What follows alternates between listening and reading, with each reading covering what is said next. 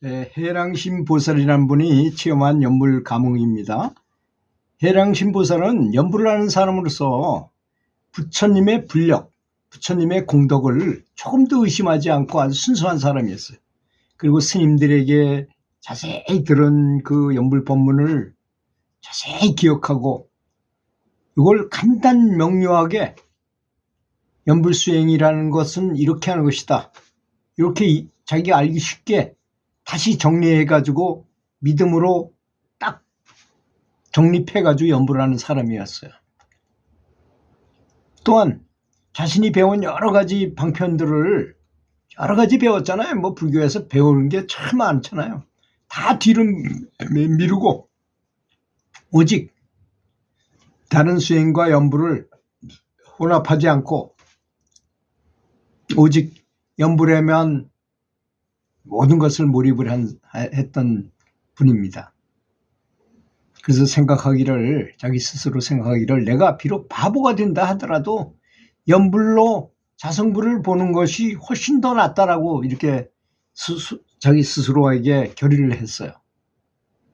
그리고 지극히 어리석은 바보가 된 사람처럼 행세하면서 남들과 수다하는, 난 바보니까 수다하는데 뭐 나를 끼워주지 않잖아요. 별로 호응도 안 하고. 다른 사람은 남의 험담을 하면 엄청 같이 맞장구 치면서 들어주고 재밌어하고 막, 이 사람은 전혀 참여하지도 않고 하니까 바보같이 이제 뭐 그냥 원래 저 사람은 저런 사람이다 이렇게 하게끔 바보처럼 행세를 했어요.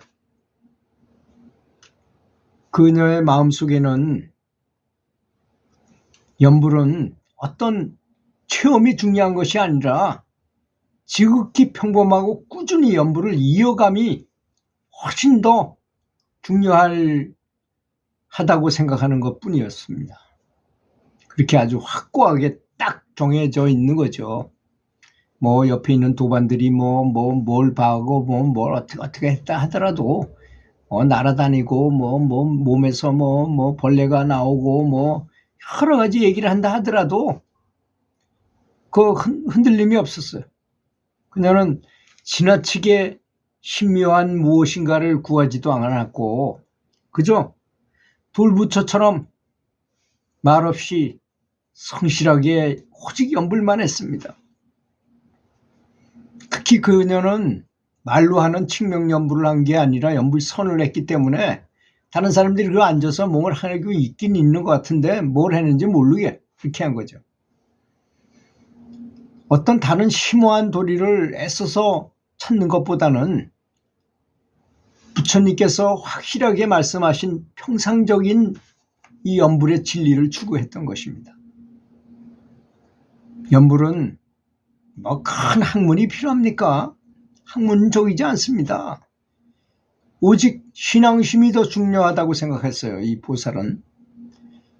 연불은 어렵고 힘들고 복잡한 것도 아니고 수행 방법 중에서도 가장 쉽고 효과는 그거면 가장 빠르다, 이런 신념을 굳게 갖고서 24시간 동안 계속 연불을 했어요. 여러분, 연불을 열심히 하면 어떤 현상이 일어나는지 아십니까? 에디슨을 말해볼까요? 에디슨은 뭘 발명하는데 미쳐가지고 계속 몰입하다 보니까 하루에 18시간, 24시간 중에서 18시간이면 4시간 빼놓고 모든 시간을 연구하는 데만 몰두했던 사람이에요. 완전 몰입해 있는 삶을 살았어요. 그러니까 그 2만 개의 특허권을 가지고 있었다 그러잖아요. 특허를 낸 것이, 발명품이 그렇게 많았다는 사람이잖아요. 에디슨이. 참 대단하죠. 그 사람은 그렇게 한번 불덩이가 떨어지고 눈덩이, 이게 마치 제가 비유해서 말하자면 이런 거 같다 그랬죠. 산이 이렇게 생겼잖아요. 보통 산들이 다 이렇게 생겼는데 눈덩이를 위해서 뭉쳐가지고 굴리려면 여기까지 이렇게 가는데 여기까지가 굉장히 힘들걸요. 뭉치면 점점 눈덩이도 커지지, 굴려도 잘 굴려가지도 않지, 눈보라는 몰아치지, 바람은 불지, 엄청나게 힘들 겁니다. 힘들어 해가지고 이렇게 막았어. 여기까지가 굉장히 힘든 때이잖아요. 눈덩이는 커졌지. 그렇지만 여기를 통과해서 이렇게 절벽으로 내려가면 이때부터 구르기 시작합니다. 이제는 내가 굳이 굴리지 않아도 저절로 굴러 내려가는데 눈덩이가 눈덩이에 점점 뭉쳐가지고 엄청난 속도로 뭐 나무고 뭐고 있던 거 다 그냥 다 쓰러뜨리고 그냥 엄청난 속력으로 아래로 내려가게 된다는 것입니다. 바로 그런 것입니다. 처음에가 어려운 거죠. 처음에 그래서 회사도 그렇잖아요. 회사 처음 창업해가지고 그렇게 어렵다가 이게 대기업이 되기 큰 기업이 되기 시작해서 대기업이 되기 시작하면 가만히 있어도 저절로 굴러갑니다. 저절로 엄청나게 빨리 급성장을 하게 마련하니 이게 수행도 똑같은 경로를 겪습니다. 참 모든 세상의 원리하고 불법은 똑같아요. 이 장거리 달리기 마라톤도 그렇잖아요. 이 마라톤도 뛰다 보면 죽을 것 같은 때가 나타나요. 그걸 사점, 데드 포인트라고 말합니다.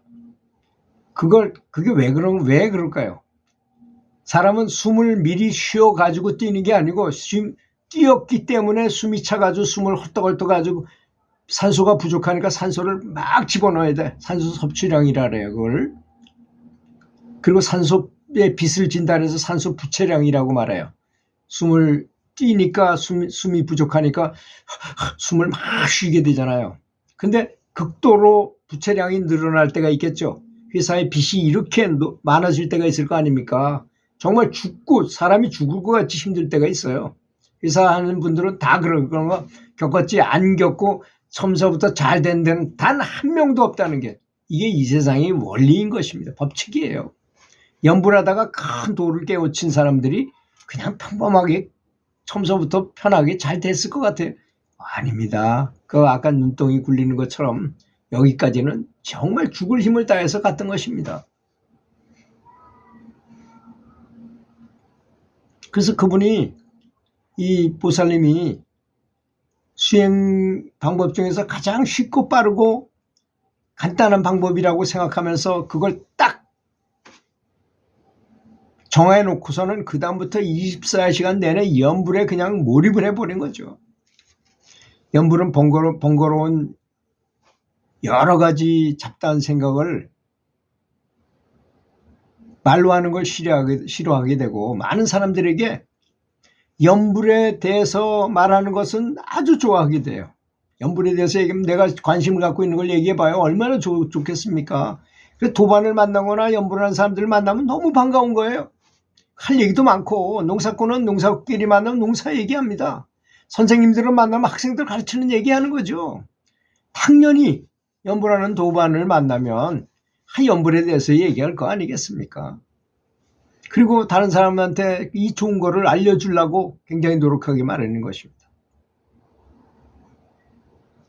타인에게 온화하게 대함도 연불 수행 중에 하나라고 생각하게 됐어요. 왜냐하면 내가 다른 사람하고 이렇게 시비장단에 걸려서 하다 보니 연불을 못해. 그것 때문에 신경이 쓰여가지고. 그러니까 아예 바보처럼 어리석게 제가 알았습니다. 좋은 게 좋게 그냥 지나가는 거야. 자신의 어리석음으로 악함을 따르지 않고 시비장단에 분별하지 않았으며 원한을 짓지 않도록 특별히 신경을 썼다는 것입니다. 그죠? 원한을 짓지 말아야 될 거 아니겠습니까? 그래서 최선을 다해서 연불 시간을 뺏기지 않도록 이거 굉장히 중요한 점입니다. 이렇게 세속에서 물론 스님이 돼도 마찬가지예요. 그 세계에서도 또 다시 그런 일이 다 있게 마련이지만 하여튼 원한을 지어서 시비장단하느라고 감정을 뺏겨가지고 연불하는 시간을 빼서는 안 된다는 거죠. 그래서 잘해줘라 이겁니다. 다른 사람들을. 내 앞에 어떤 일이 벌어진다 하더라도 우선 내가 성불하는 것보다 더 중요한 일은 없어요. 저는 그렇게 살아왔습니다. 그동안에. 아무리 옆에서 무슨 일이 중요한 큰 일이 벌어진다 하더라도 손끝 하나 까딱 안 하고 눈 하나 까딱 안 했어요.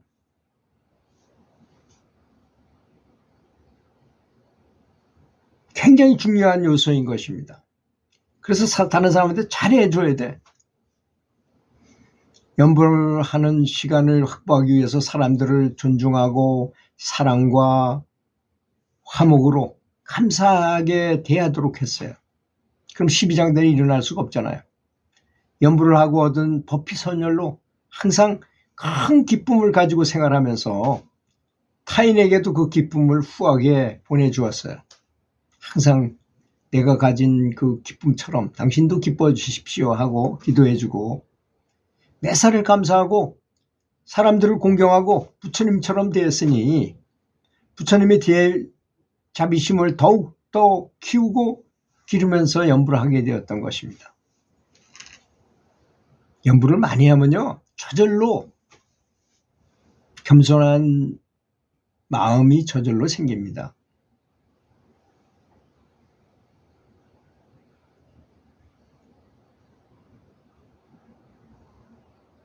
요즘은 모든 업장이 소멸돼서 그런지 연부를 하며 기쁨의 눈물 속에서 진리의 아주 큰 기쁨을 맛보면서 극락세계를 가끔씩 봐요.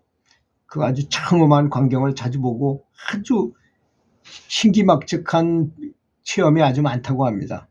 더 물어보지 않고 또 말하고 싶어 하지도 않으시더라고요. 너무 황홀하고 좋으니까 그걸 굳이 필설로 얘기할 필요가 뭐가 있겠느냐 이렇게 말씀하셨어요. 들어주셔서 감사합니다.